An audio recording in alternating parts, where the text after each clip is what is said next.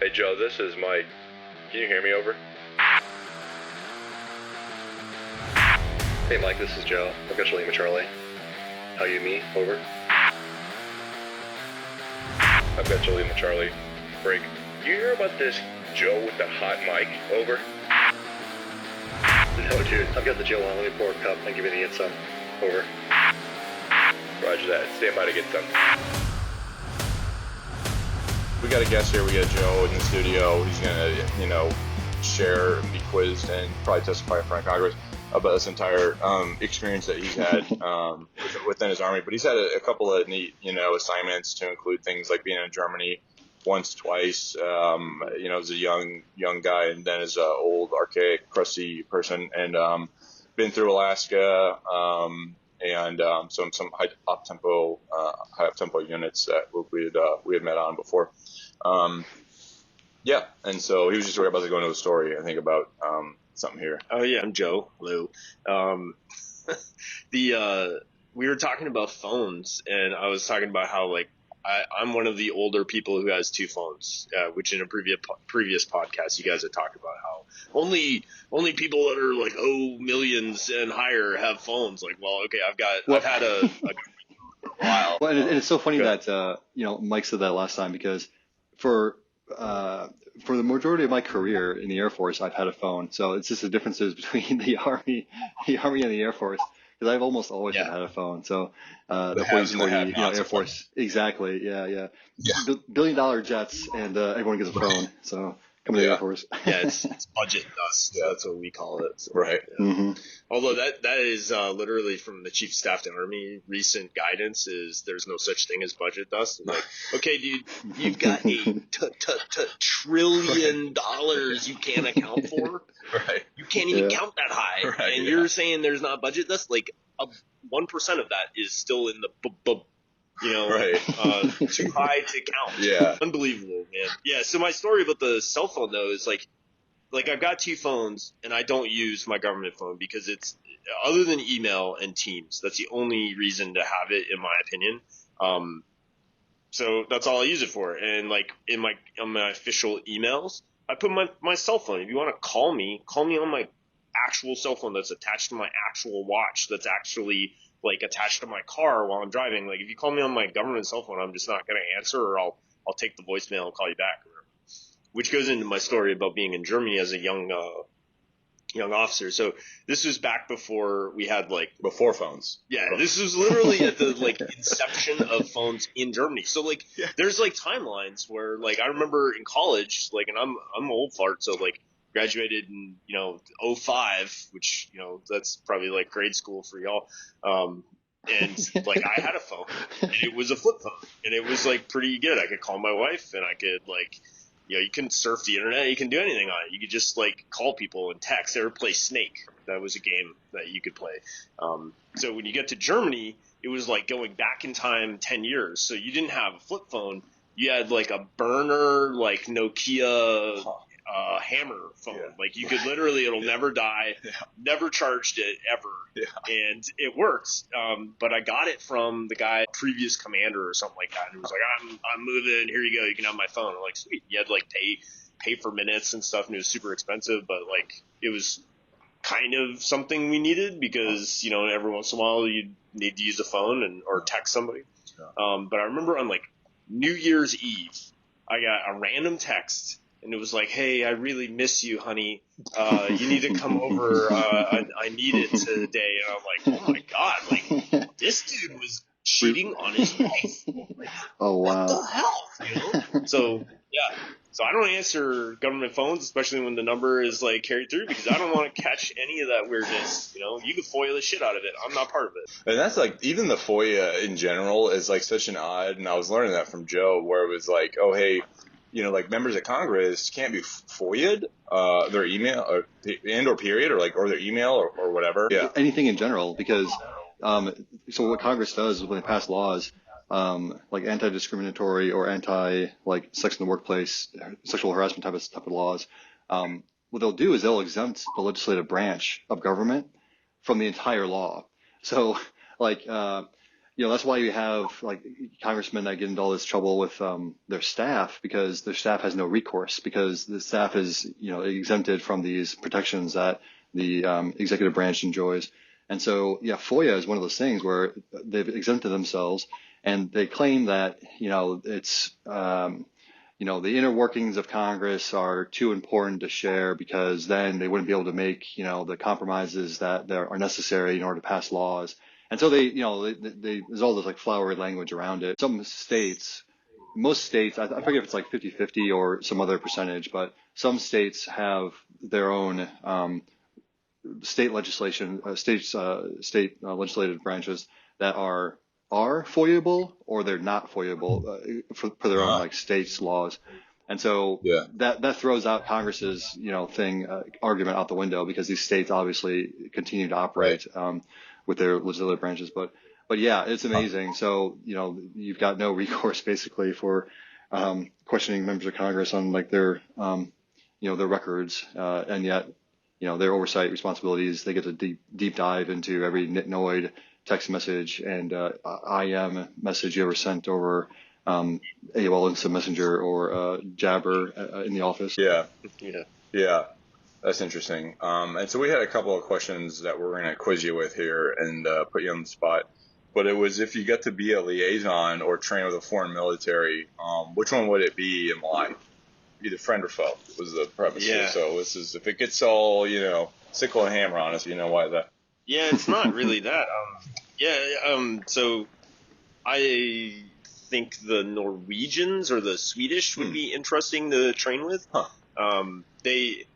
They have like a unique terrain, and it goes back to a question you were talking about previously about like what like region or time frame or climate would you like to fight in? Operational environment for the doctrine nerds at home. Yeah, operational. What's the OI, PMISI, PT, R2D2. Yeah, exactly.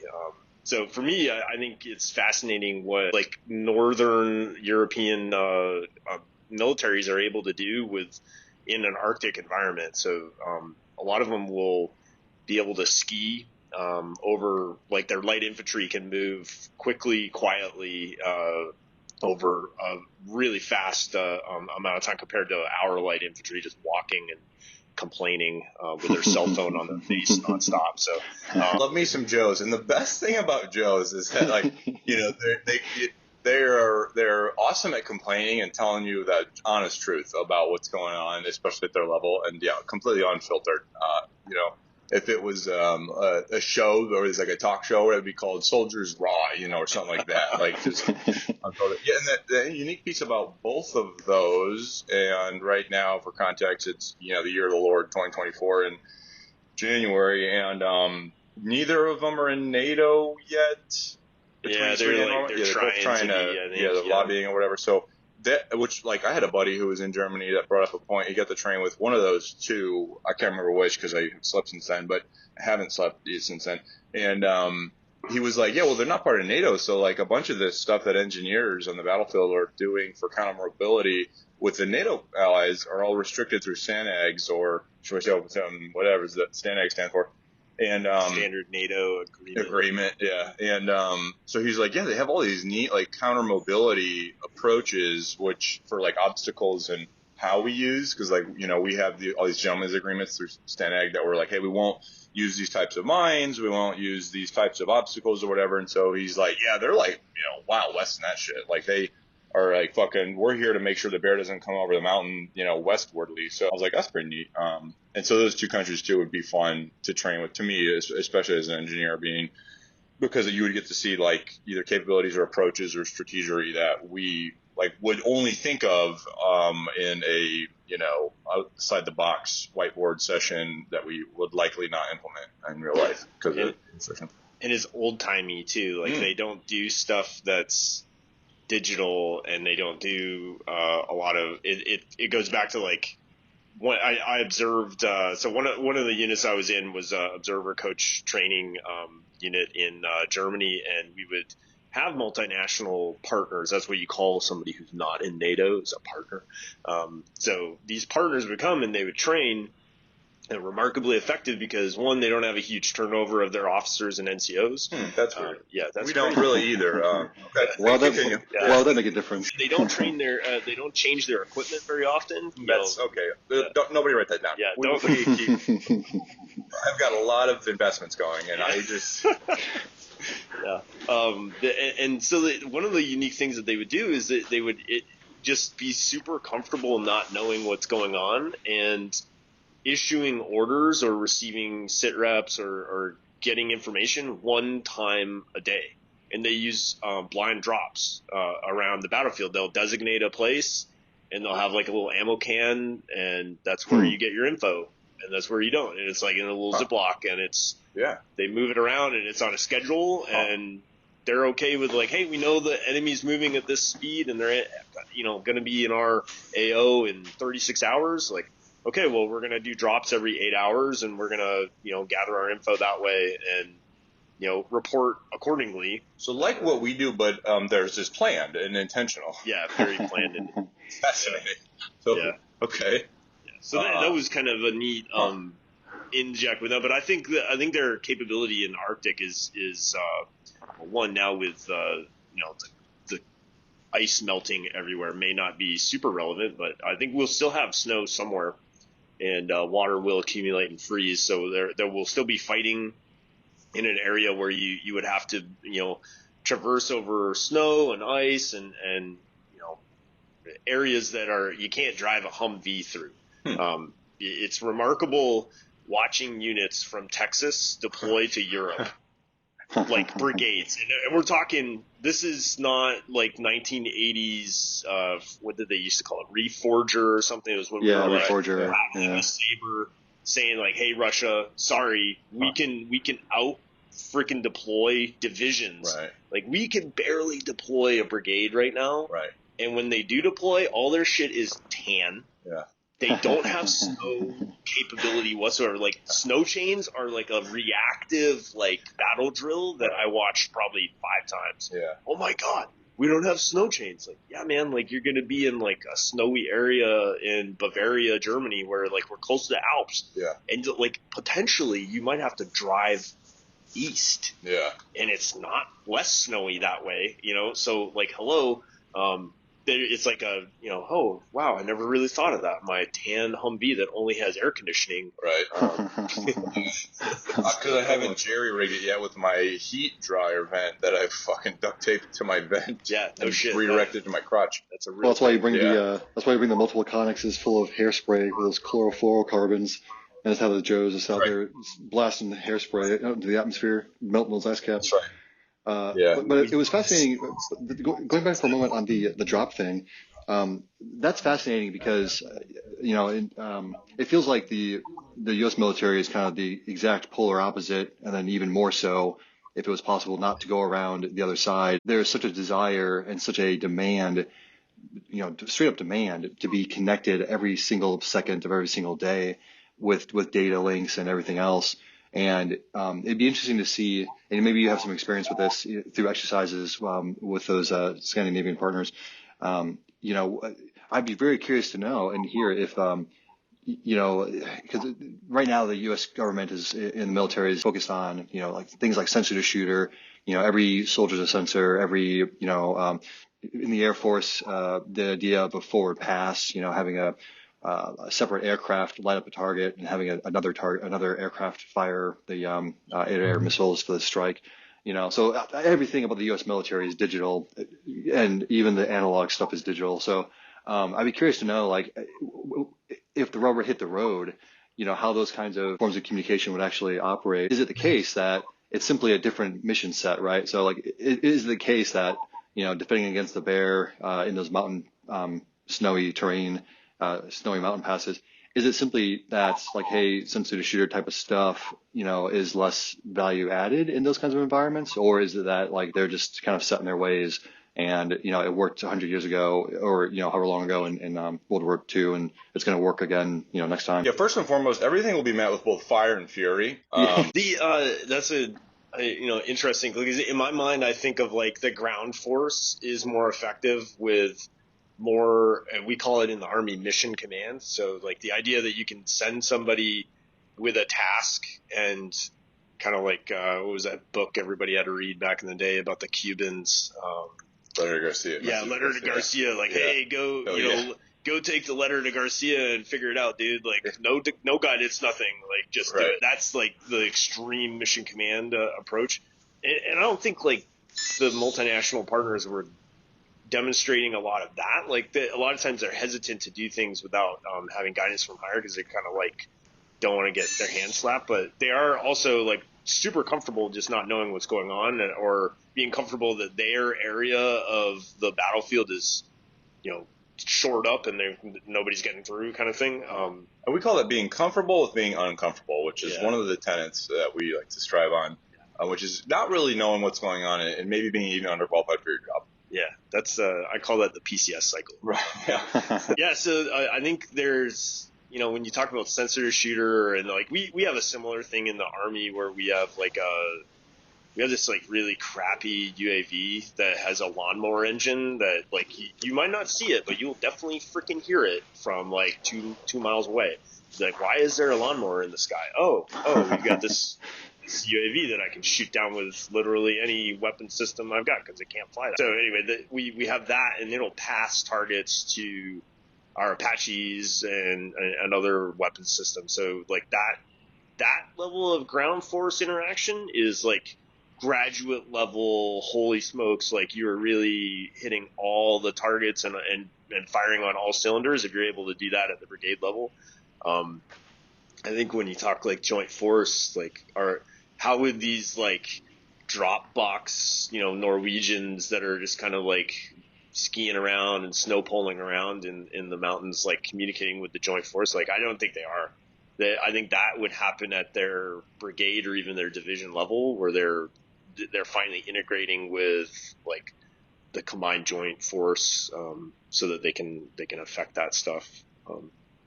But as an Army guy, like I'm convinced that there's still a role there, though. Like, if you look at Iwo Jima, and it was interesting, like, when I was at, I did a course for majors where they lobotomize you. It's at Leavenworth. And we had the chief of staff in the Army at the time, I think it was General Milley. He came, and I guess his dad was, like, at Iwo Jima as a Marine, and they had, like, bombed the living, like, snot out of everything on that island. Huh. It was, and he claimed that it is the most bombed surface on Earth. Huh. Like, never been bombed more. Nothing comes close to it now. Like, they just pummeled the ground forever and ever and ever. And then when they started landing the Marines, like, holy smokes, everybody was in a hole. All the bad guys or all the Japanese, they just kind of popped out and were like, all right, we're ready to fight. Yeah. So, like, there's enough, like, okay, yeah, like, unless we find like a bunker buster that goes like a mile deep and like detonates like a freaking sandworm on the planet of Arrakis, it's not happening. Yeah, interesting. So, yeah, and our other question that we had for you was if you could bring a piece of civilian equipment to war that we don't have right now, and or hardware or software alike, and what would it be and why? Yeah, so I actually, when I was getting my lobotomy, I wrote an article about this because it's not technology that exists now, but it's like remarkable that every kid who plays a video game is familiar with this. So it's a heads-up display that shows where you are on a map and highlights where you need to go and kind of like where you think the enemy is. Like, think, I don't know, Call of Duty or whatever. Like, there's always a little map in the right corner that you could toggle, and it kind of goes like, your arrow is pointed this way. Yeah. There's like a heat map of like, all right, you think this is the enemy stronghold, work your way that way, and it kind of highlights the roads. Like building LiDAR and like road LiDAR. Yeah. And shadowed effects on the, Yeah, I mean, we have the technology. Right. Like it, and I do believe like a version of this probably exists in the Special Forces community, but like, this should be at the very smallest level. Like, if we are expecting soldiers to like nowadays the communication for soldiers, like every soldier has a daggone radio on their back. Right. Every single one of them has a little like Samsung Galaxy that's broken and is supposed to be able to talk and like communicate. And you can like kind of like, and I've seen it fielded and it kind of works, but you have like, 100 field support reps trying to keep it running. Right. You know? And I don't think that's going to work in real combat. But, yeah, the ATAC / Net Warrior system. Yeah. And like that comes with this whole, bro, radios weren't already such a clusterfuck to try and get goddamn ComSec from your local S6 that we love you, but like please work with us, help you, help us. And like if that wasn't already hard enough to get ComSec for just your radio alone, you have to also get ComSec for your ATAC and fucking Net Warrior system, where you've got to get a goddamn laptop computer to get loaded onto it with the imagery that's, you know, beyond secret because, like, Elon Musk made it in his fucking basement or whatever, and DARPA helped him. And, like, that – so it's, like, both ComSec for the radio and ComSec for the goddamn smartphone just to get you the imagery to use for that one event. And then if all that goes swimmingly and you got that 90 days out from your execution and your planning – and you happen to have it, then like pray to the Lord Almighty with a capital LG that it fucking works properly and all the cables and widgets and digits. And then you got Joe who like in the fucking 1950s just needed to know how to use to start a lawnmower and shoot an M1 Garand, but now also needs to know how to operate, diagnose a smartphone widget that he didn't get trained on with some schmitty from down the street, was there 6 years ago when they fielded it. Yeah. If all that goes according to plan, yeah, it briefs real well. Like it's a super neat tool when you can use it, but like I just listed a litany of obstacles that might be in your way that you have to breach and bypass to get to physically fucking use it. Well, my answer. Go ahead, Joe. Sorry. And it's so frustrating too when you have these, you know, research lab types that, or even the actual program offices. 9 times out of 10, they make statements about like, oh well, you know, we don't need training materials because it's intuitive. Oh well, we don't need, you know, to send trainers out to teach the Joes how to use this because, you know, it's based off of, you know, Android or whatever. It's intuitive. And it's like, well, you know, like email's intuitive too, but, you know, you shared the story about hitting reply all accidentally, not knowing that you were responding to, you know, 100 people or more, and that your flippant response went out to the masses. So something as simple as email, you know, it can be non-intuitive to people who aren't familiar. And even going a step further, like fork and knife, you know, just to hammer home the fact that what somebody may think is intuitive is not intuitive to other people. You know, Asian cultures are not familiar with fork and knife, and I've seen people struggle. You know, in Asian cultures struggle with using a fork and knife, just like the Western cultures struggle with chopsticks. And some people, for the life of them, you know, put a gun to their head. They can't, you know, a Westerner can't use a pair of chopsticks to save their life. But it's similar in Asian countries where that say, you know, they'll sit there and mash the fork and knife together in order to get the max, you know, the actual cut made. They'll just kind of smash it down as if they're pressing a Play-Doh, a knife through Play-Doh kind of deal. So those kinds of things are frustrating. I'd be curious to know if you've experienced or if I've seen the Army propaganda material about the IDAS, right? Because that's supposed to be the Army's answer to the augmented reality. Right, it's the goggles. Well, I think maybe I'm getting the acronym confused, but there's a augmented reality system.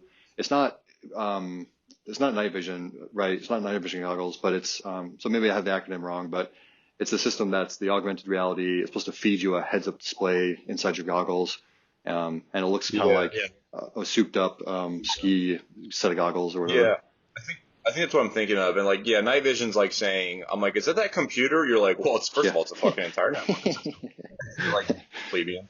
And I think that's the new quote unquote MVG's intention is like, it's these like ski goggles on meth on Miltech specs. And they have both, we used to call them fusion vision or fusion goggles, where you would have heat, thermal, MVG, and now they have also added which you can find all this on kind of YouTube, you know, the Army's Instagram, and follow, smash that like button. We need the help. And you can see like normal vision through it, like they're just goggles because you need eye protection so you don't poke your fucking eyeballs out in the forest. And then you have tethered to, it has NVG capability, I believe, through it. It has thermal vision through it, and it has like some sort of probably AI, ChatGPT knockoff or whatever, you know, Linux version that like shows you people and will put like a little bracket around a guy or a thing that it like recognizes. And I think that's what you're talking about, Joe. Yeah. Over. Yeah, Right, which is right. neat. Yeah, it's neat. And like my first thing about that is like, there's these poor saps wearing these things, which like the MVGs we've been rocking since, NOM post, we had to duct tape MVGs to dudes' head to get them to fucking wear them to make them better. Or is it, not PIS 14s, is that, PBS 7s. No, ANS, or the PV 14, PBS 14s. And so like we've been running PBS 14s, which are single tube monocular night vision goggles that take one AA battery. And we've been running those bad boys since literally post Vietnam to current date at like at least half the units in the country. And the in between what I just described and then this new night vision goggles of the ski goggle future is like this. I'm totally, it's eluding me the name right now, but it's like PBS 16s or something, or like it has some other didgeridoo They're the R2D2 white name. ones, right? No, they're like off sage gray. And they have a battery on the back. Yeah, battery pack on the back that runs 4 AA's for you playing at home. So it's a power problem. And like instead of just replacing a single Duracell in that guy and you could keep, 6 days of batteries on you for relatively low weight, now you got to run 4 batteries in the mount battery pack and then a minimum of 4 batteries, which equals 1 replacement. And so it just becomes a weight power problem very quickly.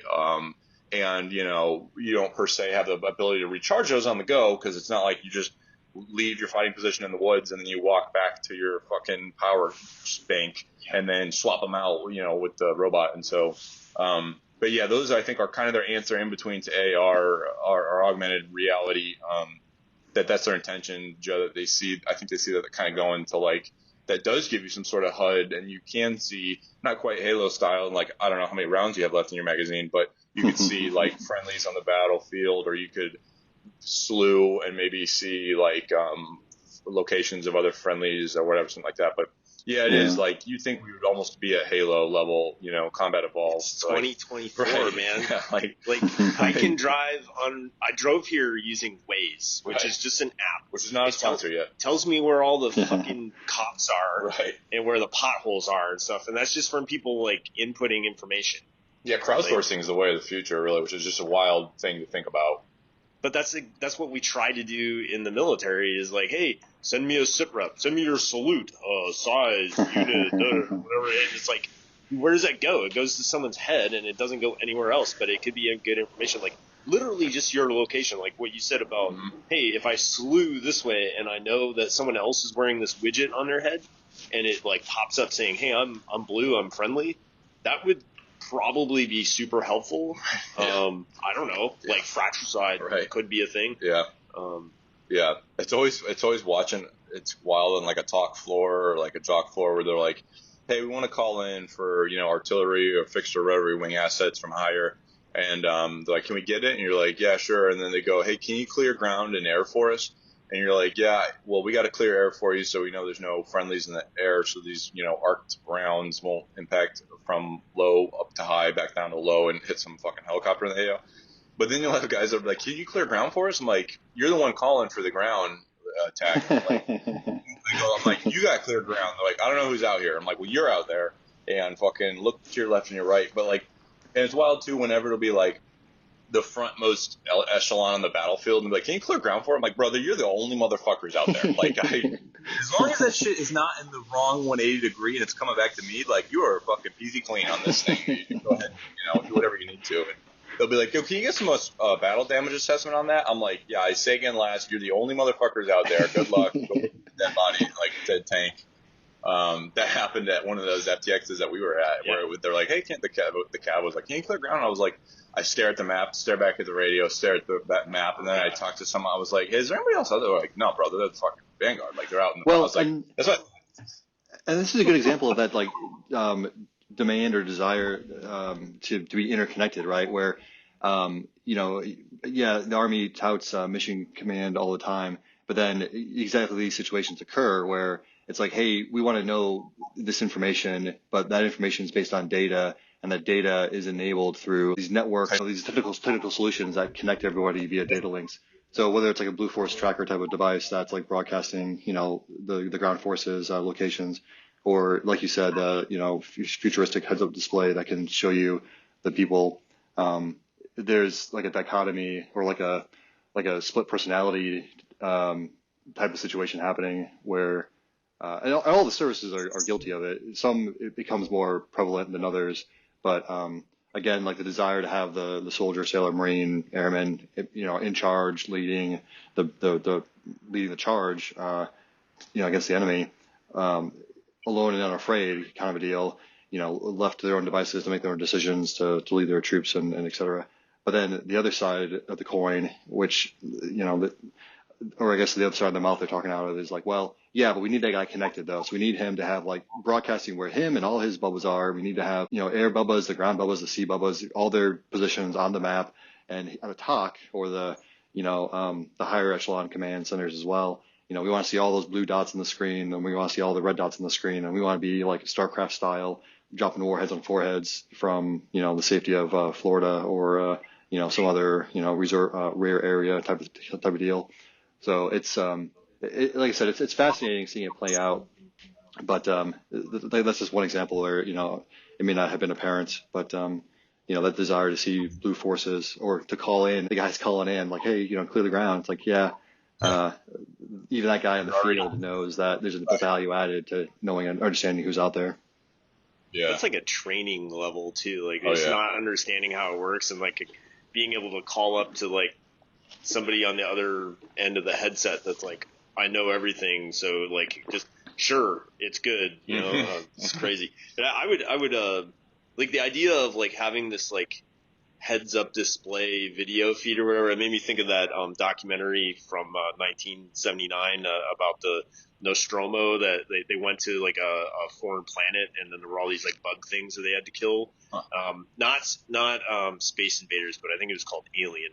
And there's a whole scene where they've got this like vehicle and they're driving in and like the lieutenant is like, get out there, go into this hole and like kill all these aliens. And then like the dude's like, no, we're fucked. Like it's not gonna work, man. Like this isn't gonna work. And they go down there and they like get destroyed. And like the scene in the cockpit of his little like Humvee thing is like, it goes from like, hey, I can see stuff, and then all of a sudden, just static. Yeah. And so like, at some point when all the sensors get like destroyed by the aliens, like you're not going to have, that fusion of information goes to shit. Yeah. And then, okay, like it would be better just to have people who are disciplined, who know like, hey, my area is clear and I know what I'm doing and I know who's left and right of me. So there's like a training level to that as well that, I would argue, having seen it for the last 3 years, we're not at that level. Right. Yeah. Well, and even longer than that, right? Like, I'm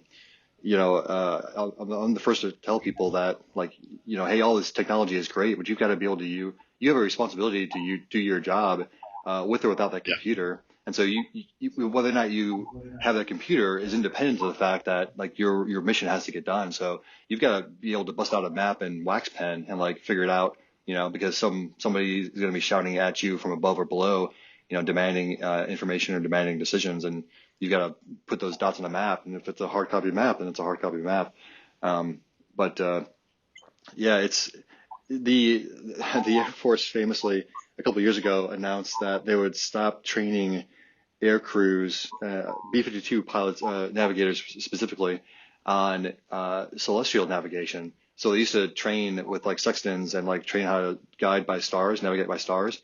And so they famously stopped doing that a couple of years ago. And, a lot of people are clearly agitated by that. I forget the current state of affairs. If they've reintroduced that to the curriculum, I don't think they have. But it's just one of those things like you talked about, it's fundamentals.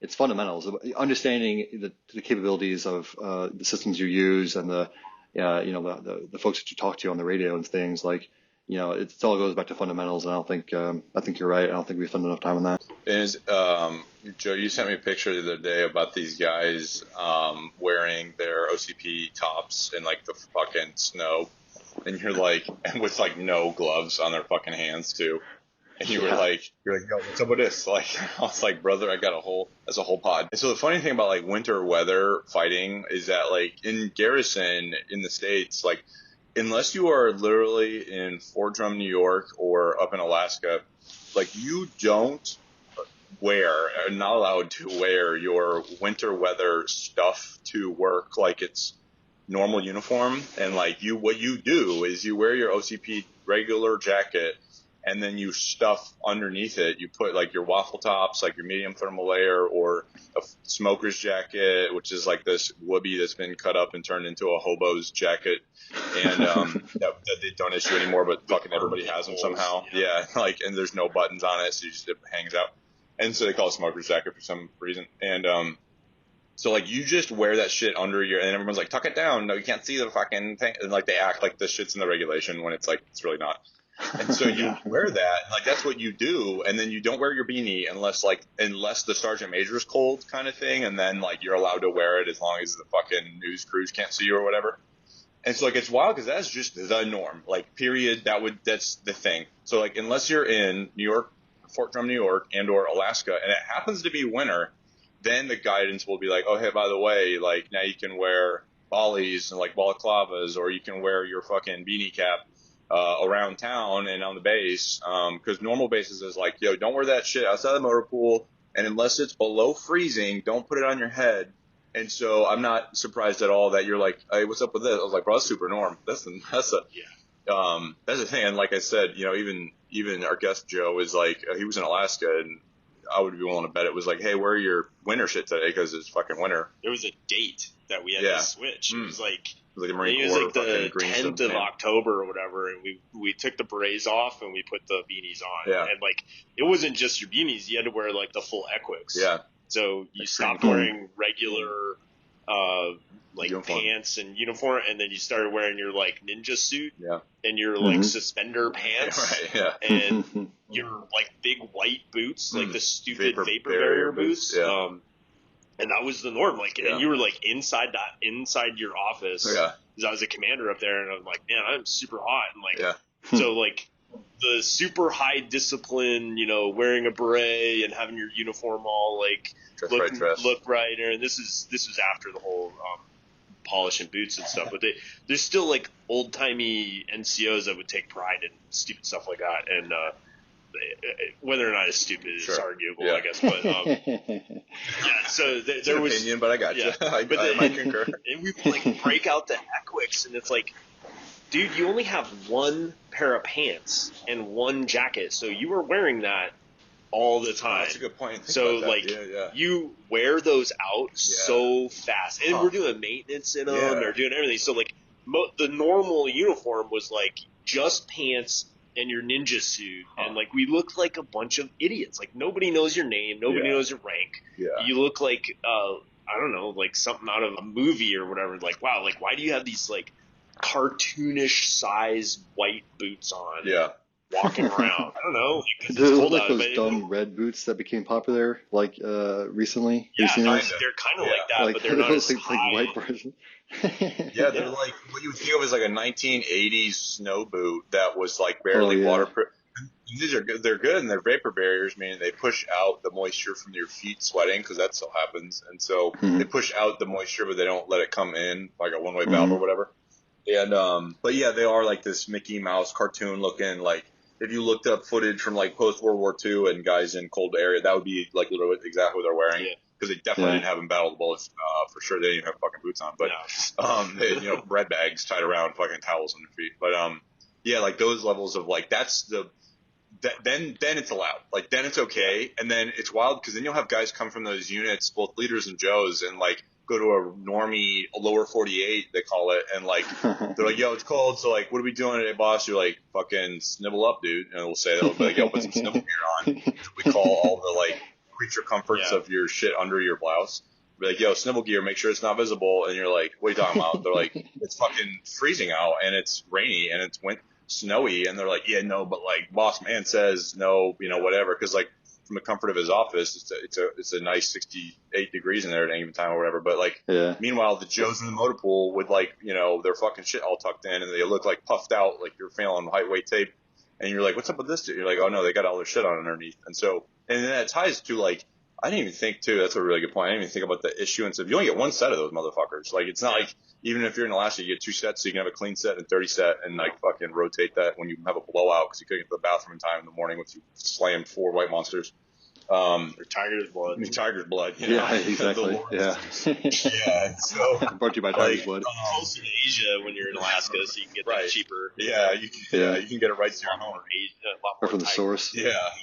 Yeah, and then that's coupled to like the issuance of even the kind of regular items of like gloves and stuff, where like you get issued, depending on where you enter the Army or your first base, you'll get issued like one set of winter gloves you get like a work pair of gloves, which is like a 1950s leather gloves, which aren't that bad, honestly. I like the green more than the black, but they're not awesome, and they're definitely not like kind of form-fitting or I don't know, comfortable or like easy to use to shit with. And then you get issued like some liners, which are like these, again, World War II old wool, which is like fine or whatever. You know, they're not really intended to be an exterior; they're an insulator for all these nerds playing at home. But then you get issued like one pair of winter gloves, which is like, and they used to get like the sage green ACU color, and they were decent, but it's just I have large fucking NBA player sized hands for no goddamn reason at all, because I grew up on GMOs or whatever, and like, so that shit, mine don't fit, so like mine are too small, so it's at the opposite effect where my circulation's cut off, and so like I can't even use my digits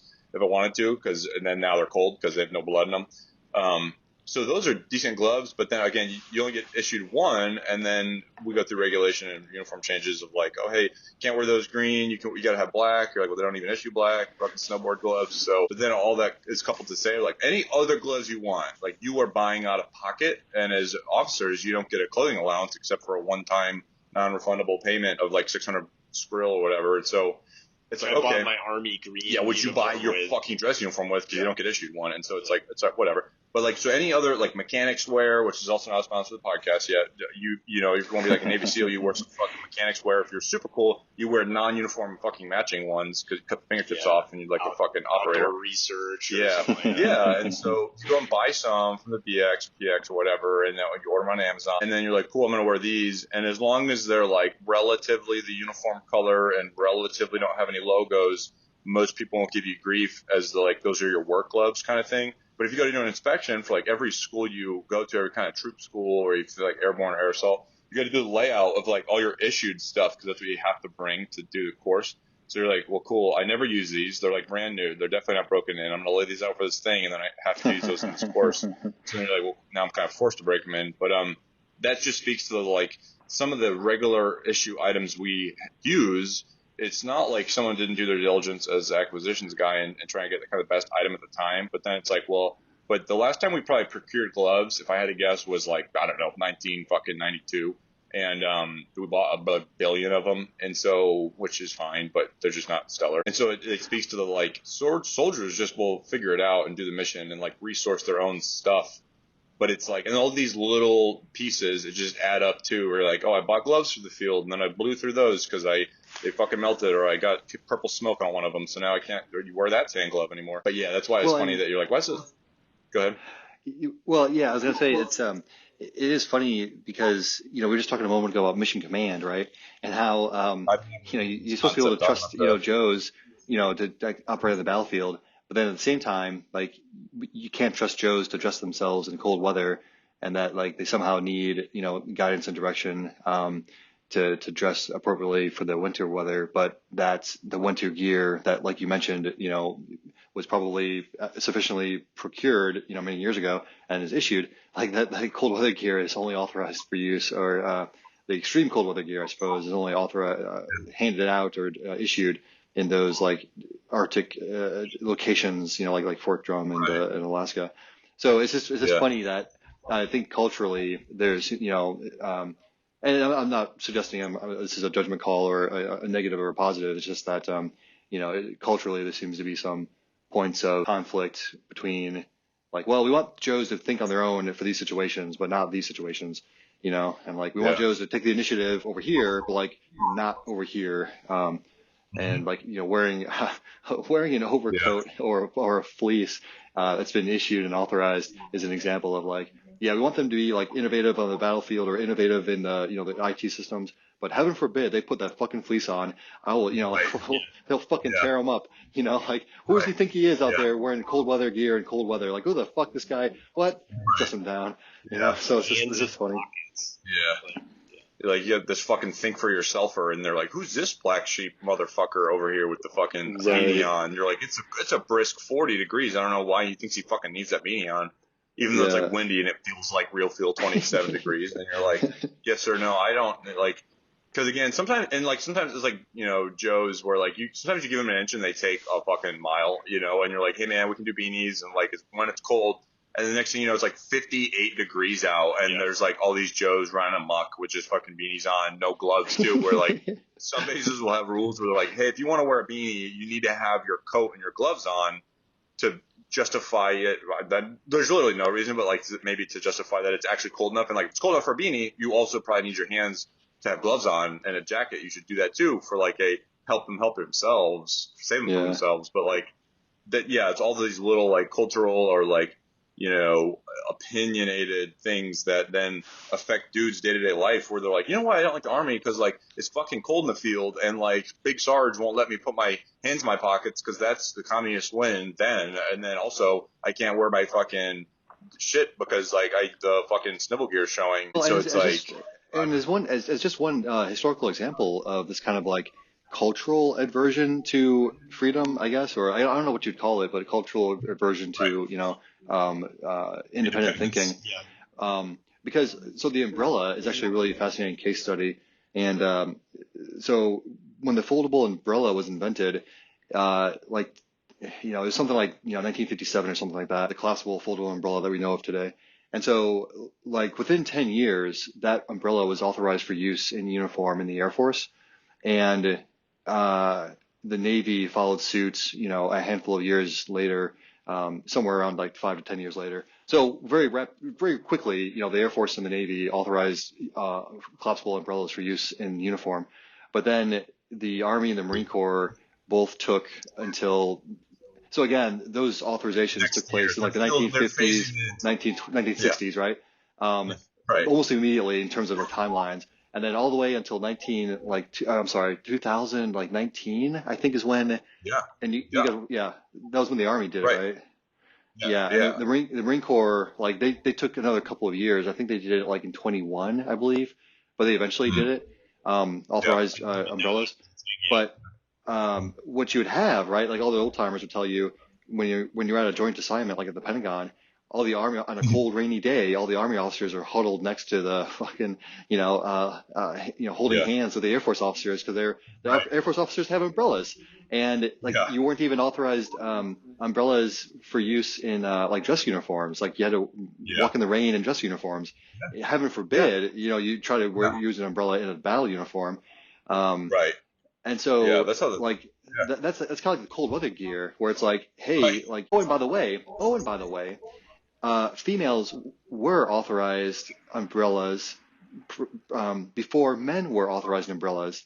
And the argument, if you're interested in the topic, I recommend Googling like, you know, Army umbrella, you know, quotes or something, because if you find these articles that were written where they interviewed like Army officers or Army leadership and that kind of deal, you know, these like general officers would be talking about it, and it's like, yeah, no, it's just clearly unprofessional. Like, why would you ever use an umbrella in uniform? You know, heaven forbid you do that. And it's like, well, yeah, but females are authorized uniforms. Well, yeah. Sure, okay. So like, so on the one hand, it's professional enough for a woman to use an umbrella in uniform, but it's unprofessional when a man does it. Like, it's just, again, there's, you know, just a whole bunch of things there, but it ties back to the cold weather gear where it's like, okay, cool. So like these guys up in like Fort Drum in Alaska can wear this stuff. Like they can wear a fleece and a beanie, and like, you know, the guys down in like Virginia or you know, Utah or Colorado, like they can't. They got to wear their sniffle gear. So it's just like, again, it's just interesting because on an Air Force base, you typically have like a calendar based system where it's like, hey, you know, it's the first day of the fall, so you bust out your, you know, beanies. And I've only ever seen that guidance for like beanies. I've actually never really seen an issue. I think there is a calendar assigned to it, like a calendar date assigned to it, but like, you know, very rarely do you find, because it's just like people will wear the fleece or they won't. They'll wear the beanie or they won't, you know. Same thing with the gloves. But it's not really a big issue there. Like what I forgot to mention, because it's just so ingrained in my trauma bonded experience, is that the fucking both the so and now between the Equix, which is this extreme cold weather system, and like we have all these old timey phrases and terms that we'll use for the thing. So like we used to call the old winter jacket the Gore-Tex because the brand Gore made it. And so like people still call it Gore-Tex, which is kind of almost gone. And then we call it wet weather gear, which is used to be you had Gore-Tex, just basically jackets, which was like the ski jacket type of just hard shell. And pants. Yeah, if you're in Alaska. And then I've never literally in my life almost seen Gore-Tex pants. I borrowed one pair one time. When I was in Germany. Yeah, right. Back in Nam. And so, they were the old timey camouflage. Yeah, they were the frog skin Marine Corps issue for World War II. The thing was that you had wet weather tops and bottoms, which were like a poncho, which you also are not allowed to wear in uniform. You'll be stoned to death. You can't wear your poncho. But then they made this thing where like, we'll just make a poncho jacket pants combo, and they call it wet weather tops and bottoms. And so it's like poncho material, like thin, quasi waterproof, depending on how old it is, and then it's got hoods, and the pants don't have fucking suspenders. They just have a drawstring. That way they can completally fall around your ankle, and you can trip and smash your teeth in. That can't too easy. Yeah, the snap that has 2 female ends and or 2 male ends, or one end and no other reciprocal. It was really progressive. Non-binary ends. Right. Yeah. No hip adjustment for larger hip people. And so then we went to this Equix system, which was the one system that ruled them all for uniforms to replace them. So not only did we go through all these phases of growing pains and field issuing and like go through the old war stock, that way we can then buy new ones or buy more, whatever. But with all that being said, both the Gore-Tex and the wet weather tops and the new Equix, the outer layers, have a hood. Here's the thing. I know that's why Joe laughed. They have a hood on them, right? And the intended use of that, I'm hoping from the engineers at fucking ARL and Erdic and all these fucking nerd factories, was that you put that motherfucker over your head. Or your helmet, right? Too. So much so that some of them are so large they can fit over your helmet, so you don't get hit in your dome piece from a sniper. And like, if all of those listening at home, fucking write this down if you don't know this rule yet. If you haven't snatched up by your sergeant major by the throat, you're not allowed to wear that hood. So I'm going to let you, if you're at a joint base, try and get away with it, brother. But like at an army base, you get away with that once before you get scuffed up from the floor up. And like, Joe, listen, look at me. Don't put the hood on. Like, it's not allowed. And especially if it's raining, like, sometimes people are soft Care Bear 6s with the rules when it's snowy and it's whatever. If it's raining, you put that hood on and you want to draw attention to yourself. You want to get scuffed up that day. That is, Joe, the level of institutional traumatization that was gone through the Army where, like, brother, you might as well cut that hood off, but then it wouldn't look professional. So you roll and stow that bad boy. Never open it. You can open that hood once you get out of the Army and for some reason you buy one from the fucking surplus store because you might have lost one or two along the way because you're only issued one. Then you're allowed to wear the hood. So it also look like a stolen valor motherfucker. But, like, bro, you are not allowed to wear that hood. And I was like, this is one of, hands down, the dumbest rules that we have. And, like, I would go, hood is less unprofessional than hands in pockets. Like, so if anything, like, hood's up, dude. And so, like, bro, I had that piece in command where I was like, guys, if it's raining, wear your hood. If someone yells at you, you get me their fucking name tape, and I will talk to them myself because, like, I'm wearing my hood because it's raining. And also, spoiler alert, since the fucking collars are rolled up with a hood in them at any given time, now instead of having a hood to cover your head, it's raining from the top bottom to bottom is how the rain works. And so, like, now that hood that's rolled up has formed a funnel around the fucking back of your goddamn neck. And, like, instead of having only waterfall on top of your head, now you have waterfall on the back of your hood, drip down your spine in a euphoric manner right to your old Crackosaurus. And so it's like, bro, the hood, like, Sergeant Major of the Army, I know you're a listener and you like to describe it already. Please help us help ourselves. Is and it allow coming on the podcast? Tell us your thoughts in the comments. Yeah, tell us your thoughts in the comments. Like, bro, bring hoods back. Like, I don't know if it was just the KKK ruined it for everybody or what, but, like, let the hoods be hoods, bro. Let the Joes wear them because they're miserable out there. It's rainy. Like, you can see in our image where we're all in the fucking shit. And, like, bro, let us wear the hoods. Like, fuck beards. I'll get beards later down the road for the Army. But, like, I want hoods back, and I want them back now, and I want them instant. Don't put it in all racks for next year to be fielded in 2027. Fucking hoods up, dude, if it's raining, like, throw my therapist. And I'm like, bro, hoods, I can't wear them. Don't do it. Don't touch them. And you yell at little. It's think about it. Yeah, it's like, we don't even want hoods to be in your sentence, but for fucking vernacular, like, don't think about it. Bro, I know they gave it to you from the central issuing facility. Don't fucking think about unrolling that shit. Like, Is that why I can't buy a hoodie at Army post exchanges? Can't buy hoodies right, over there? we don't even want you to wear it in your off time. Like, don't even get comfortable with it. Yeah, which goes back to the fundamentals. Being comfortable with being uncomfortable is just something that soldiers strive to be brilliant at. Well, like, and it's Go ahead. Go ahead, Joe. Yeah, I was gonna say, like, the hood thing too. Like, you end up having to turn it in when you leave the unit, right? And I don't know if they do this in the Air Force, but we have like central issuing facilities where you go there and like you've never unrolled this hood, and then that's the thing they check, and it's full of mold because it's never been opened, and it's like, why is this full of mold? You didn't clean this. It's like, yeah, actually, I didn't even know it existed, man. I just thought I had a really stupid collar on this. Like, whoa. He asks you, like, why is your hood dirty? And you start just shouting when he says hood. Like, don't say hood. I didn't wear it. I promise I didn't wear it. I didn't use it. Well, You made me think of something earlier. Go ahead, Joe. I keep on cutting you off. No, it's fine. I was going to say, it's funny that you mentioned beards because right now the big conversation is, none of the services want to take the first step. And so it looks as if anything's going to change, it's going to have to come from the DoD level and be applied across the force.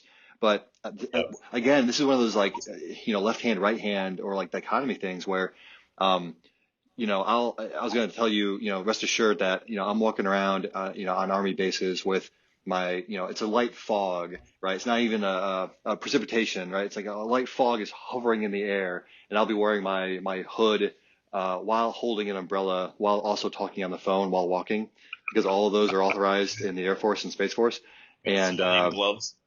What's that? With civilian gloves on too. Right. No, absolutely. Yeah. Black civilian gloves. Through all that. So there I am. This. Foreigner in a foreign land kind of a deal. Clearly, sticking out like a sore thumb among the rest of the Army personnel. So it's just fascinating, right? Where it's like, oh, for beards, oh no, we all have to be in lockstep. We all have to be in lockstep. But cell phone usage in uniform is like it varies wildly across the services, and some services like did allow it, then they stopped allowing it, then they re-allowed it, and some services you can walk and talk for official business only, or you cannot absolutely cannot walk and talk at all for any reason. So it's just fascinating that again, for this particular topic of beards, it's got to be uniform, but for everything else, it's like, oh yeah, well, we're in the Army, so we're going to do it this way, and we're in the Air Force, we're going to do it this way, and the Navy and Marines, do it their own way as well. It's become a vogue thing. At least what I observed is the beard is an easy out if you like chum up with your chaplain and convince them that you need a beard for some religious reason. And I'm not like picking on like Jewish people or Muslim people, but the prevalence that I've seen recently is Vikings. There's a lot of soldiers that are now Vikings, right? Because they're allowed to Nordic religion or whatever. It's like, along those lines, you actually authorized for a religious waiver to get a beard for atheism. There's like there's a whole number of categories that you can get a beard waiver through either the religious waiver process or through the medical process. And so what the senior enlisted in the Air Force, the current senior enlisted is a female, made statements suggesting that she's an advocate for beards, but also at the same time making the same statements about like, well, we can't get out in front of the DoD kind of a deal. But what she has done is she has made an effort to highlight bearded individuals in her social media postings, and so you'll frequently see her, among airmen, and then some of those airmen will have beards, right? But one of the comments that she made, and one of the comments that the senior enlisted in the Space Force made, it was something to the effect of like, hey, look, beards are authorized. Like, what's the problem? Like, you can get a religious waiver, you can get a medical waiver, so like they are authorized. So what's the problem? And so what that did was that fired up, most airmen are contrarians, I suppose. They don't take well to, being told what to do. But on this, right, they're like, okay, well, you're telling us that they are authorized, so okay, awesome. So there was a flood, right, of folks trying to use one of the mechanisms that are already in place to have an authorized beard. And I think that if you look at any base, you're right, you're going to see a lot of bearded individuals, and it's just like umbrellas. I see it as just like umbrellas and cell phones, where for a period of time, umbrellas were seen as unprofessional, but then all of a sudden the standard changed and now they're professional. Same thing with cell phones. In the Air Force, you previously could only use a cell phone while walking if it was official business, because walking with a cell phone was unprofessional. But now any business is authorized for you to walk and use your cell phone. And so it's like beards.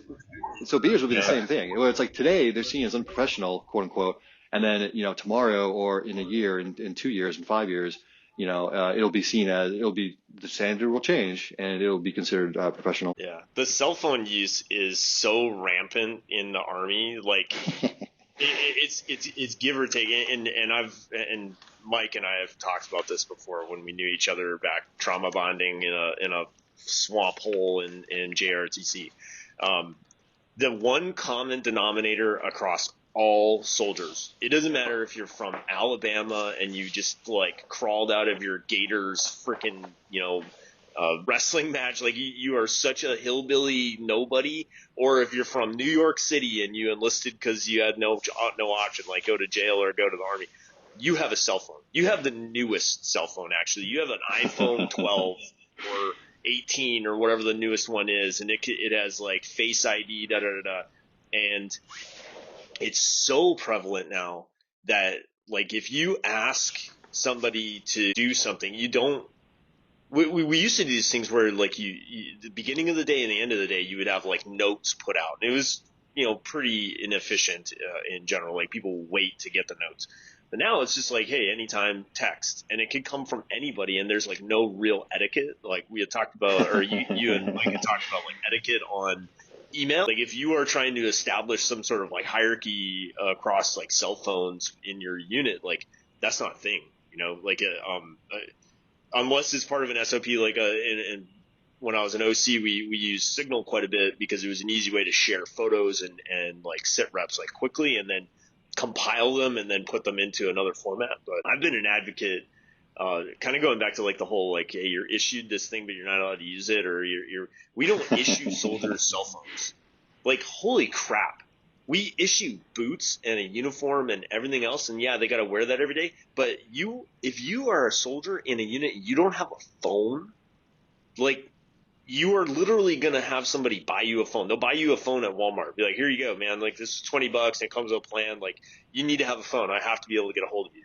Because nobody, like, has a home phone anymore. Nobody is expected to be at their place of residence at the end of the day or whatever. And, and it goes back to the uncomfortable, like, the information drop thing that these Norwegians would do, or the German units that I observed would do. They are not comfortable with like, hey, if my leave address says this is where you can find me. If I'm not there, you're just gonna have to wait until I come back, kind of thing. So the cell phone thing is this like umbilical cord that we have with soldiers, and they're all expected to have them.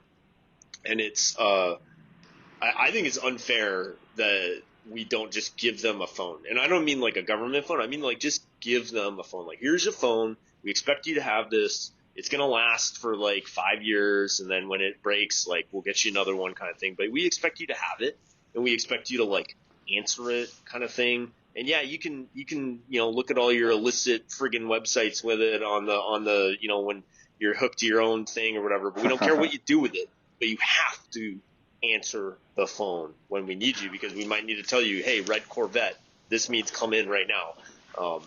I've gone so far to say that like in the Army's little Skunkworks app thing, like I've come up with this idea that there's this app that in order for soldiers to like keep up with all of the mandatory training, like equal opportunity, sexual transmitted disease prevention, and all the other like things that like don't have anything to do with like killing people, which is kind of what soldiers are supposed to do. Newsflash, which is not really like popular, you know, like, oh my God, like you joined the army to kill people. The elephant in the room, if I may. Yeah. What do you mean? You have guns? Yes, we have guns, and we have really big ones too. And like, yeah, and we kind of like try to kill people, but we don't want to. But like, holy smokes! So like, we have all this mandatory training that, and like, you think like, you think that every soldier has a computer? No, they don't. Like, and in order to get soldiers to go and do like cyber awareness training, like it used to not be a thing. Like you didn't have to, if you were a 12 Bravo combat engineer, all you did was like pull the M81s and blow shit up and like dig holes and whatever.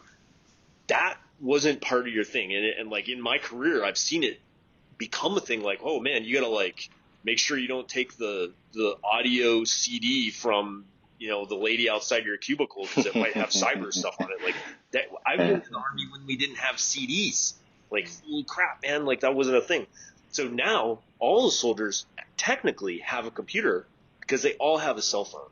And like, if we want them to like keep up with all this fucking bullshit online training, they should just be able to use their cell phone. And like the army should be culpable in paying for that, or culpable might not be the word, but like, holy crap, we expect them to have it, so let's do it. Give it to them, and while you're at it, give them a freaking Dodge Challenger. Right. You know, That's right. like, hey, you want to enlist and get a bonus? Here's the car you're gonna buy anyway, and guess what? It's paid off. Yeah. Here you go. Like, wrap that thing around a telephone pole. You gotta do the insurance, but like, here's your car, here's your cell phone.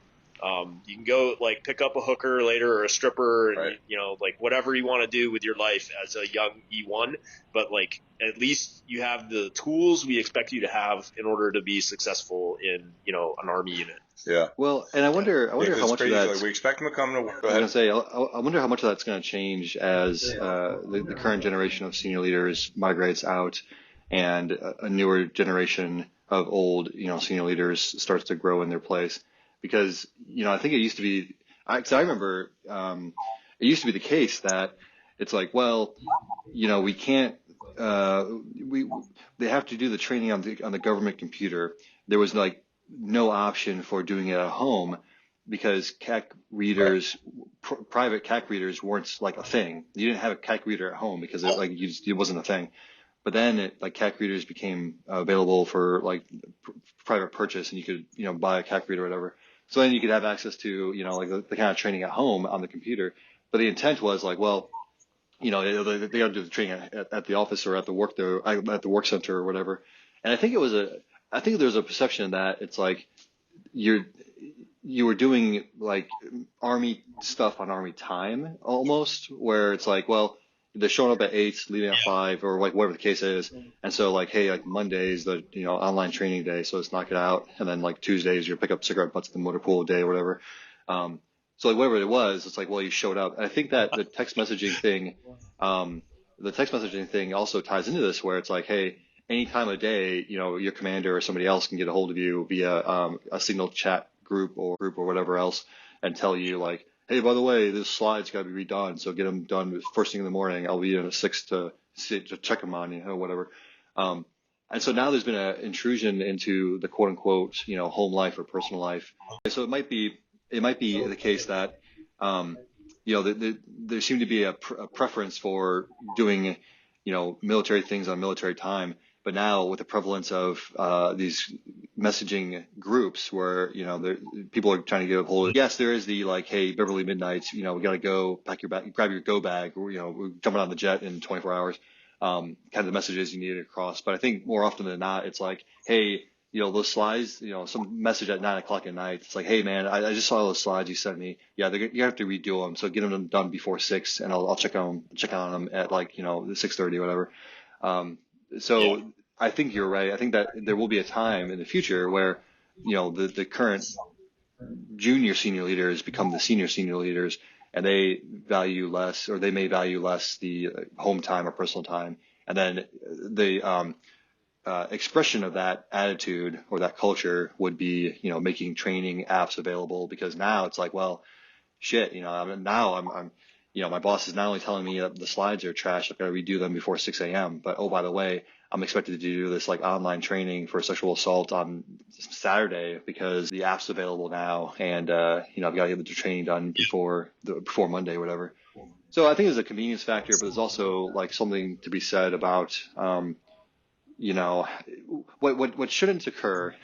There's that famous like hour plus long video of this dude, is this gentleman who wrote a book or something about lying in the Army, and how right, like, yeah.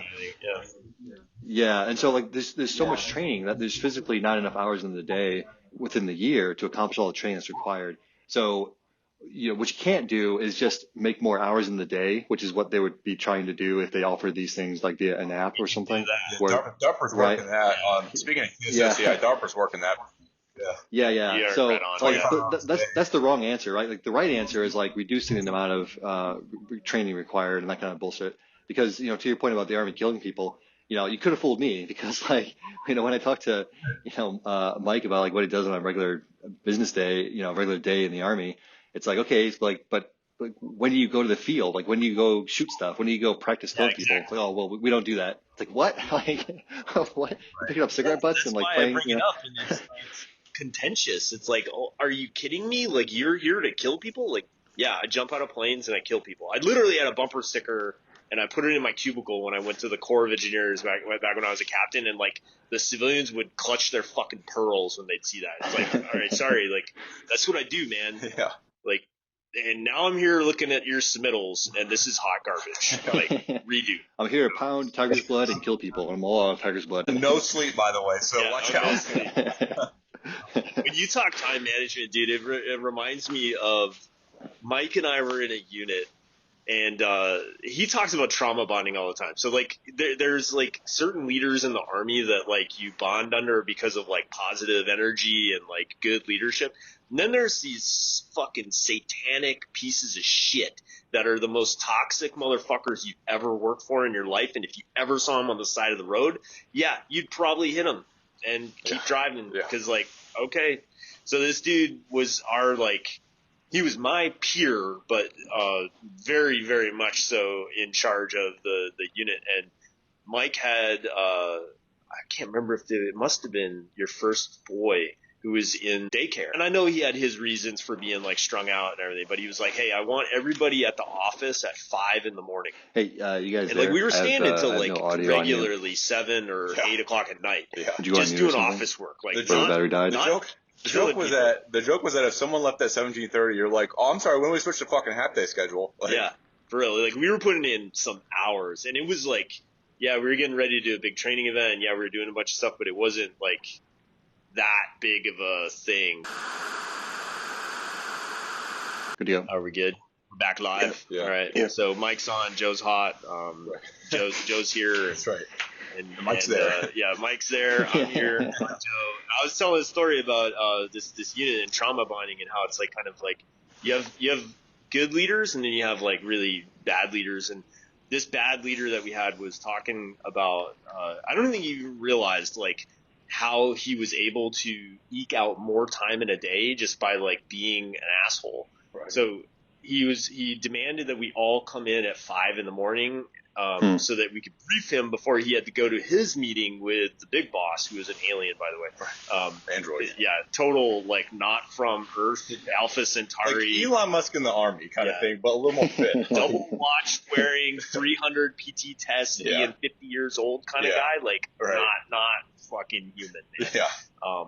Yeah. So anyway, this guy, he tells Mike, like, hey, you need to come in at 5. And Mike, like, he had a kid that was in daycare, like, or the CDC kind of thing in the morning, and like dual, whatever situation he's got at home, like his spouse can't take the baby as well, so it's like one or the other. And he's like, no, I've got to drop off my kid, and they can only take him at 6 a.m, so I got to be here at like 6:10 or so, or whatever the time was.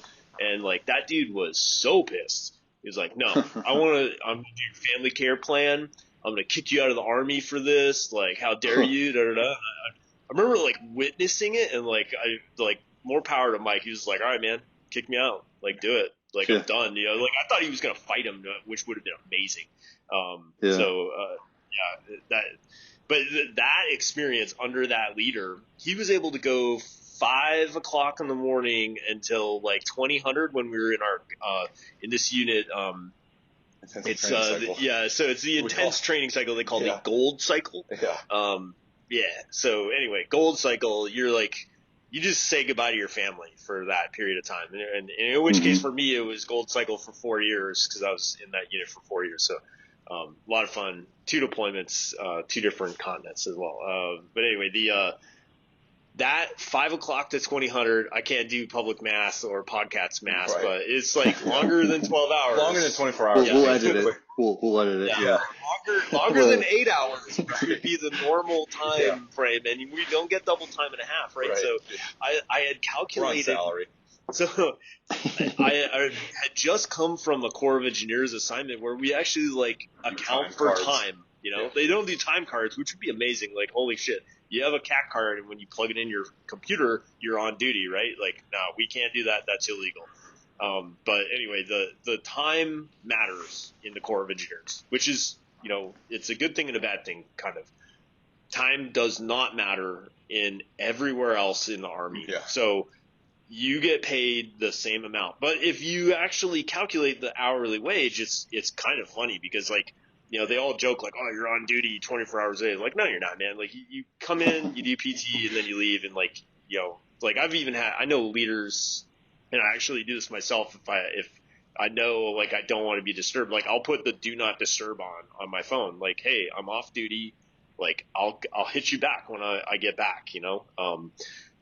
So anyway, during that time, I think I calculated all the captains were making about $12 an hour. Yeah. That was when we were getting in at 6 and then leaving at like, 6, 1830, 1900. When we went from 5 until 2000, it went down to like 11 and change or whatever. So it was pretty drastic, you know, and like I was a major, so I was making boy band money, but I went from like $20 an hour to like 18, which was not good. Yeah.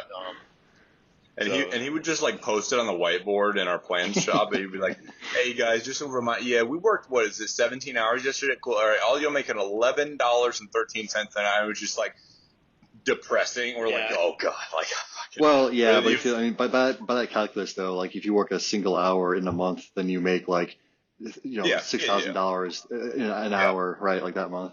But I understand your concept. Yeah, but there's never a moment in that unit where you work a single hour. Oh yeah, so certainly. Even in an hour, you work like 5 hours. Right. Yeah. Well, let me show you my schedule. One hour. And then we'd be like, oh, you know, like, is this normal time? Like, we're doing something. We're like, how long is it gonna take? We're like, well, is this normal time, or like, is this unit's name time? You know? We're like, what do you mean? We're like, well, we can get 25 hours out of a day at this unit, so like, I don't, you know. Yeah, it's punch time. Yeah, because it sounds kind of like the name of the unit. Yeah, and then it would even be more depressing is like one of the other guys on staff was like one of the aviators or whatever, and he was like had gone to the like JAWS or whatever the Marine Corps majors course equivalent was, and he's like, yeah, you know, like we did all this history and research from like the what do you call them, like the Prussian, like the Prussian army, where he's like, yeah, these guys like figured out. He's like, they had ledgers and charts and like they did calculations, and he's like, yeah, there's also like a point of diminishing returns where like you work over X amount of hours and like you decrease your productivity by half, and then like you drop like exponentially drop off this cliff of despair. And we're like, yeah, so just don't tell us that. Like, just don't. We're already there. Yeah, like keep your nerd shit over there and stop making the guys depressed. Like, we got to get some product churned out here. Like, and that's where like, you know, Mike and I have talked about it before, where, you know, the government across the board, it's not exclusive to the Department of Defense, but it's the U.S. government across the board doesn't value government workers' time in the same way that the private industry does. And as just one example, like the Department of State and the Department of Homeland Security, when you have somebody who's going through the legal immigration process, your fees pay for the process. So like, you know, you end up paying, you know, a couple $1,000s in fees, but you're paying for the process. And so there is no incentive to improve that process because it's already being paid for by the people going through the process, right? So it's not as if they're not going to have money to pay that staff worker to shuffle that paper, because the person whose paper you're shuffling is paying for that staff worker.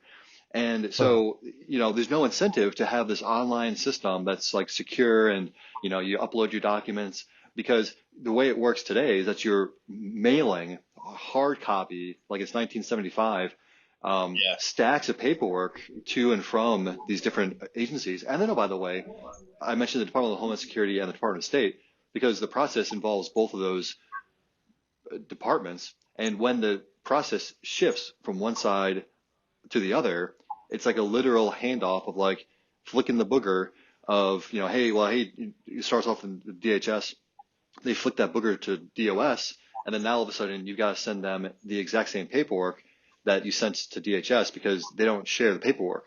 They may return it to you, but they're not going to share it with the DOS. You've got to send it to the DOS yourself. And so the military is the same way, where it doesn't matter to the commander, and that commander could be an 03, 06, or GO.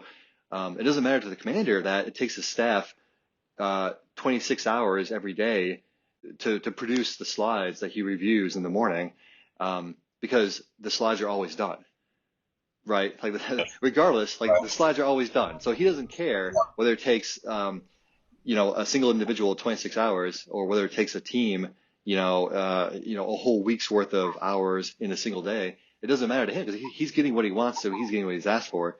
But the unfortunate part is that there's such a drastic opportunity cost associated with that decision, because those staff officers or those individuals could be working on something else, right? Like instead of doing this manual process for these slides, if it's like some kind of a digital process or a digital report or whatever, that doesn't have to be like copy and pasted 15 times over into a slide deck.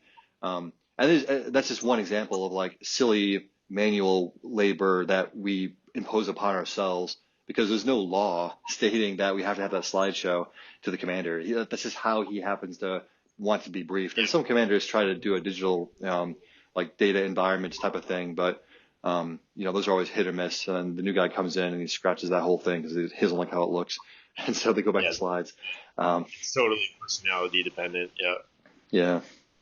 Which brings us to our next point, which was something we invented and we coined the term. It was called digilogging, which is where we take both digital and analog products and just switch those around and then add them back to each other. And we're like, it could be as simple as like you have a slideshow on a computer system and you need to put it on a different computer system. So what you're going to do is go ahead, print that slide, take a picture of it, send it to an email, take that image from the email, put it on the other system, upload it onto PowerPoint so you can edit it and add other whatever's you needed on it, and then reverse that cycle kind of back and forth, rinse, repeat, still as needed to get the desired effect. Because the lack of interoperability between our own self systems and the capabilities on those systems too.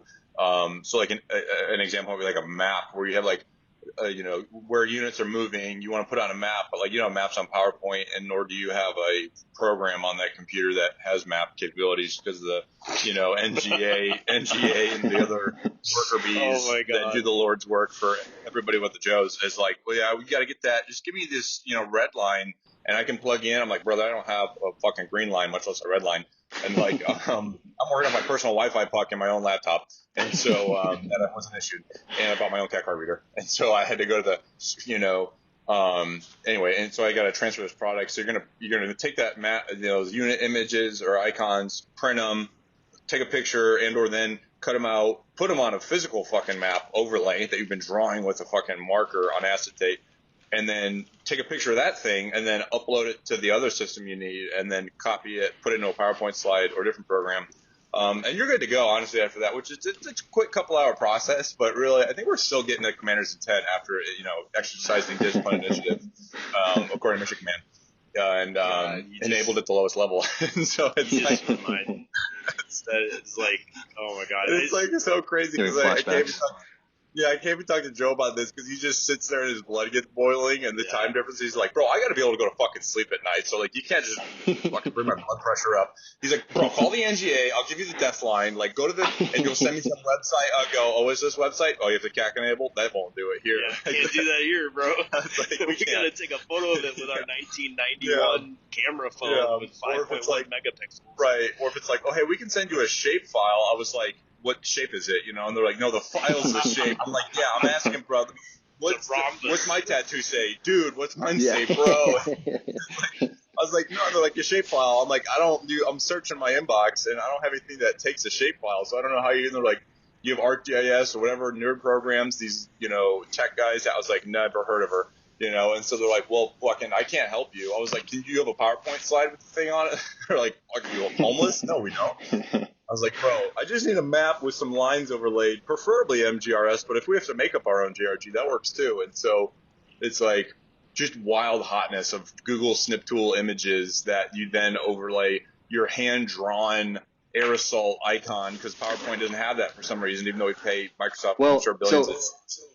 Like this goes to show the priority that organizations will place on that staff work. So, there's a staff that I worked with who the staff always mentioned like data management and why, like, hey, we got to we have to have a data study to understand, or a data management strategy should be. We ought to implement the data strategy, and we ought to, tie all the tubes together and get all the cats in the same, series of tubes and get data lakes and this and that and the other, while simultaneously, choosing not to fund data scientists on the staff, but simultaneously hiring graphic designers and graphic artists on the staff so that they could produce the graphics on the slide, like produce slides and like other products that looked pretty, compared to just a random Joe Schmo on the staff just making like a Word document or a PowerPoint document.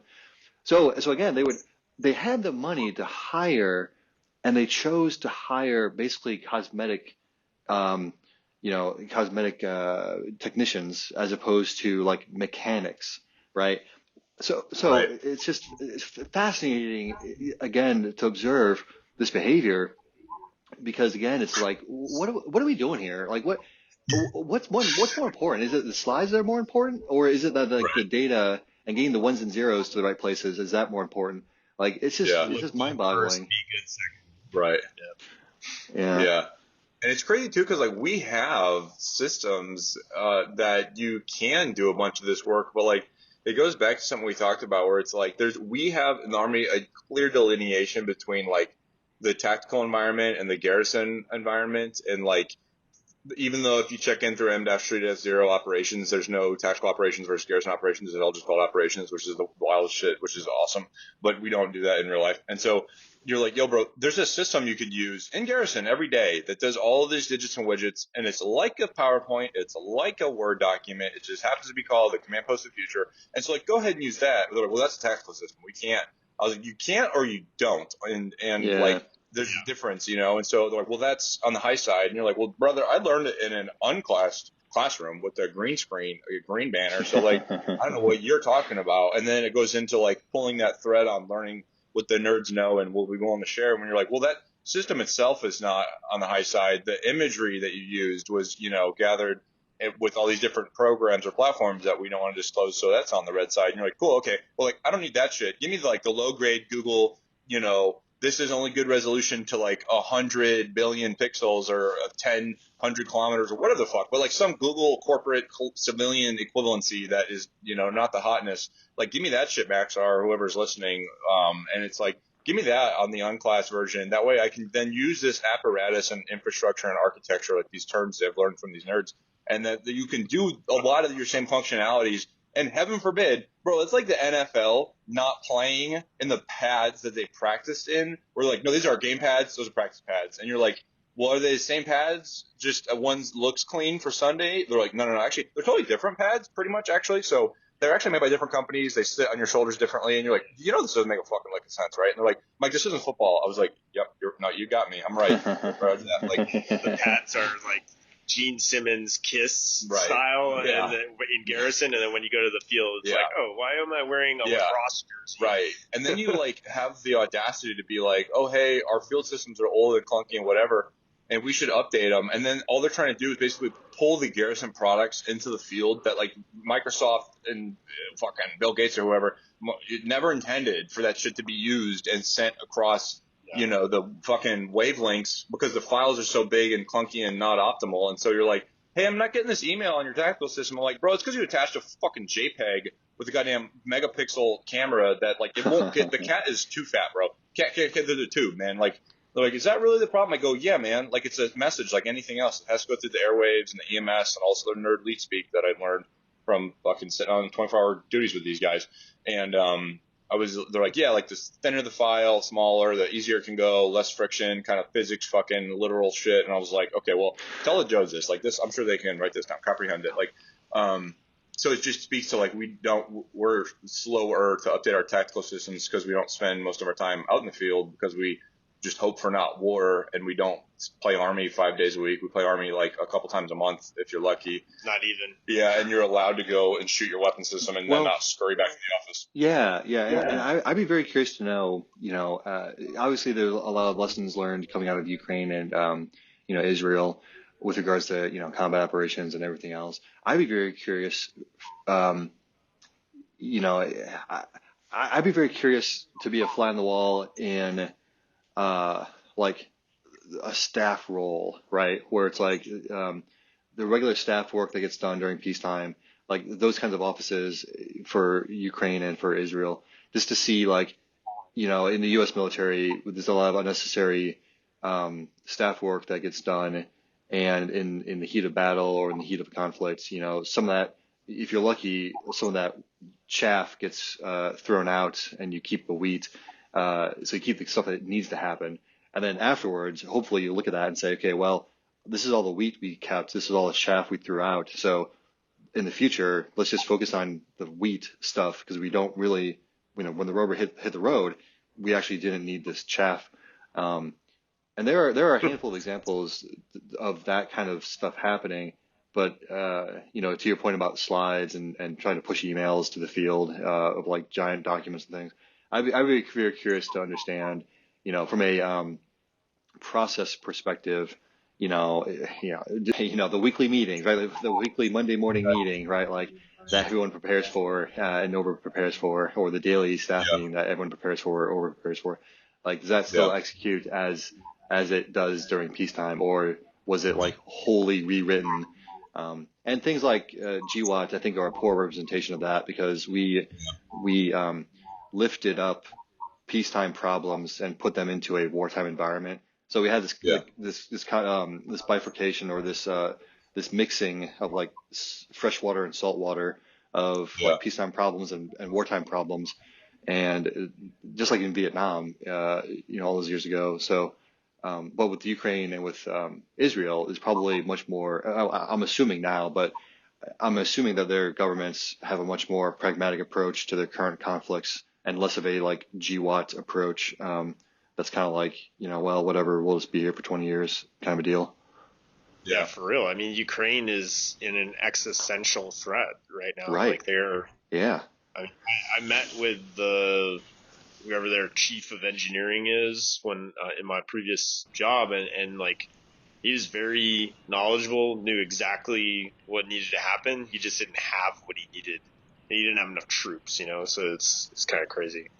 But I definitely don't think that they like went into it thinking the same way that they do now. You were talking about chaff. It made me think of a funny story though. Like, so same unit that Mike and I were in, we were at the Joint Readiness Training Center, and we had this like you get attached to all these people that are supposed to enable the staff, and they're all like good idea guys. They have great input and stuff, but it's like you don't have time to deal with that because you're doing Digilog, man. Like you're trying to take fucking files from the computer, put them on a map, and then put them back on the computer. So this kid kept coming up to me and he's like, sir, we gotta come up with a psyop. Like, I need to create a deception plan. Like, oh my God, can we just do this? Like, you got to get the thing and you got to get the commander to sign off. And at that point I was like, fuck it. Like I went complete toxic Joe mode, man. Like I had been stained by the just like zero fucks given left. Zero sleep. Yeah. Zero sleep, zero fucks, and I was like, all right, like pound a monster.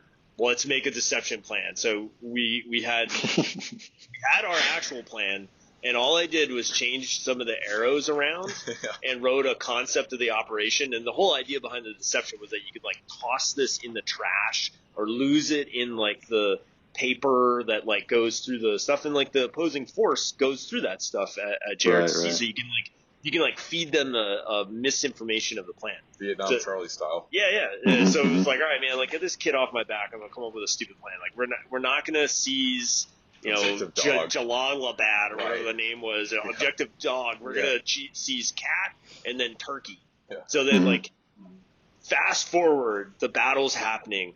Guess what we did? We did the exact like time, you know, like by sequence, by echelon of units air assaulting in the deception plan. We did the exact deception plan, and we got our butts kicked.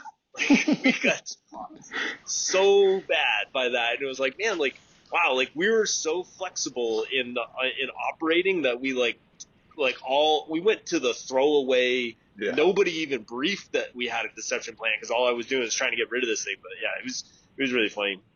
It was like that was the chaff that was supposed to get thrown away and like found, and it was like the golden nugget of the hey, this is what they're actually going to do, and like that. Boy, the offload.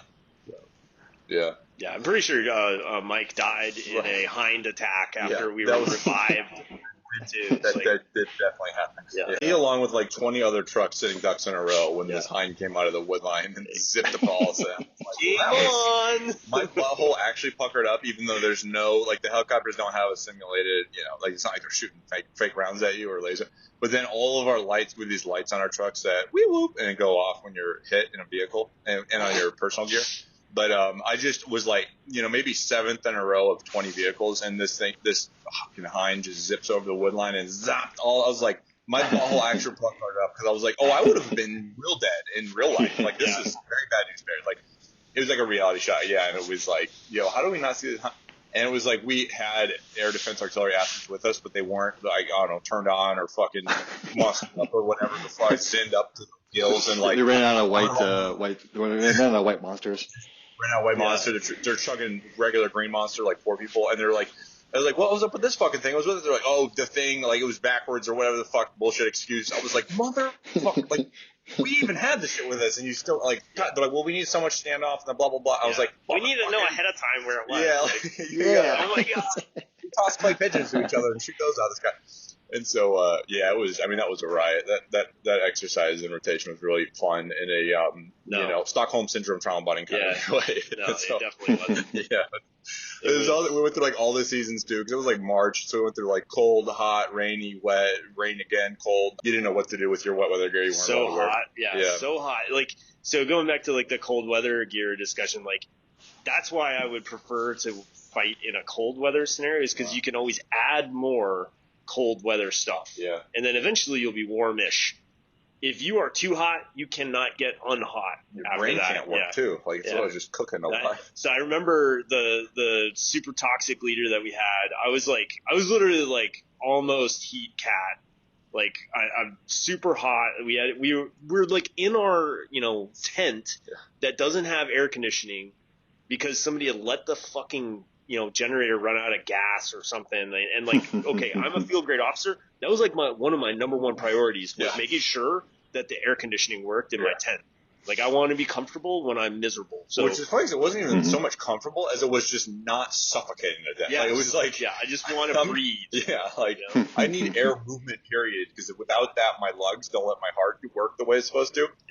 Yeah. So this guy was like, I like had opened my body armor up so I could get some airflow, and he comes up and he's like, hey, you know you can't take your vest off, and it's like walking with your cell phone, right? Like you can't walk with your cell phone. Like, I'm not taking my vest off. I'm just like really hot, man. Like, look here, dude. Like, just chill. Like, and we were on attack freeze as well, which means like you're not doing any tactical. You can like take a break. Technically, you could probably take your gear off and it'd be just fine. Whatever. This guy's like riding me in front of like all the other staff, and he's like, you know, if like you're feeling really hot, man, we'll get the medic and we'll give you the silver bullet and just see if you are, you know, overheated, and then you can get to the medics and stuff. And what the silver bullet is literally they're gonna like put a thermometer in my butt in front of everybody. I'm like, are you kidding me, man? Yeah. So Yeah, so I'm close to, the end of my career now, and they ask, like, hey, have you ever been sexually harassed or sexually assaulted? I include that in my sexual assault history. Right. Yeah. Like, yes, actually, my direct leader was going to insert something in my butt Right. at a training event in front of everybody. For my quote unquote best interest. Yeah, for my best interest. In my quote For my unquote health. health and welfare. Yeah. Hey, we gotta get ready to wrap, Joe. We got the fucking All right. rain and snow to go sit in our foxhole over here. Yeah. In your snivel gear with your OCP Right, jackets on top. Yeah, No hood. No hood to be had. Dude, uncomfortable and comfortable. I ripped the thing out and replaced it with some cardboard just so it looks stiff and nice. Right, that's right. Yeah. Thanks for listening, folks. Smash that subscribe button like you smash your monster in the morning, and we go ahead and follow in the along. comments. That's right. Throw it in the comments. Next episode, I think we've got, is it the Chief of Staff of the Army or the Sergeant Major of the Army? Yeah, I'm still waiting for the people to get back to me. I sent them a direct email. Let's see how that pans out. They reply all to our Army. Reply all to Army email. Yeah, I hit the global, and someone told me I'm global, so I hit the global, and I just sent that invite out to them. Reply all to everybody. And take me off this subscribe list. Exactly. All right. Well, hey, thanks guys. Thanks for chatting. And hey, you have a great day. All right. Take it easy. See you, everybody. Bye bye.